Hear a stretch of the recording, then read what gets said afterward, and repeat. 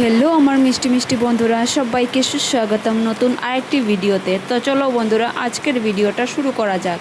আজকে বললে ভুল হবে, এটা ছিল বৃহস্পতিবারের ভিডিও। বন্ধুরা, সবার প্রথমেই কিন্তু ভয়েসের জন্য আমি ক্ষমা প্রার্থী, কেননা বৃষ্টি পড়ছে, আমি কিভাবে ভয়েস দিব বুঝতেই পারছিলাম না।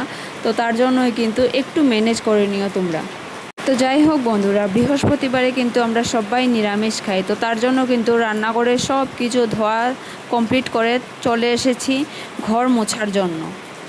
বৃহস্পতিবারে সব কিছু পরিষ্কার করে পুজো দিলে বেশ ভালোই লাগে, মনটা একটু অন্যরকম হয়ে যায়।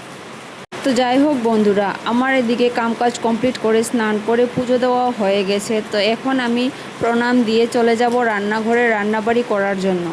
জানো বন্ধুরা, প্রত্যেকটা বৃহস্পতিবারে কিন্তু একটু দেরি হয়ে যায় আমার রান্নাবাড়ি করতে বা অন্যান্য কাজগুলো সেরে নিতে। আমার সাথে রিলেট করতে পারবে যারা যারা ঘরের দায়িত্বে আছো বা ঘরের কাজগুলো করছো। তো যাই হোক বন্ধুরা, রান্নাবাড়ি শেষ করার পর কিন্তু বিকেলে সব কাজ শেষ করে চলে এসেছি এদিকে সন্ধ্যা পুজো দেওয়ার জন্য।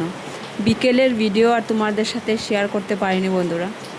তো যাই হোক বন্ধুরা, আমি এদিকে সন্ধ্যা পুজোর সব জোগাড়জান্তি করে আমার প্রায় সন্ধ্যা পুজো দেওয়া কমপ্লিট হয়ে গেছে। তো এখন ঘন্টি বাজিয়ে তারপর বসে পড়ব হনুমান চালিসা নিয়ে।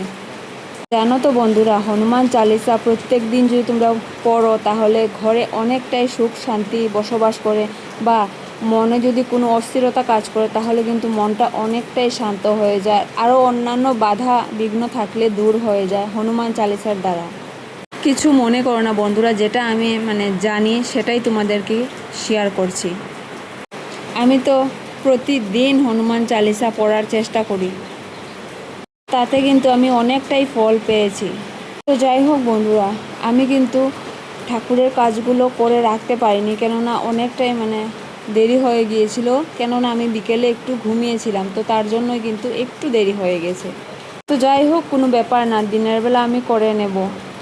দেরি হলে তো আর কিছু করার নেই, তো তার জন্যই কিন্তু আমি করতে পারিনি। তো যাই হোক বন্ধুরা, আমার ঠাকুর নিদ্রা দেওয়া কমপ্লিট হয়ে গেছে। তো এখন ঠাকুর ঘরকে তালা লাগিয়ে চলে যাব মাকে খাওয়ানোর জন্য, কেননা মা অনেকক্ষণ থেকেই কিন্তু বসে আছে।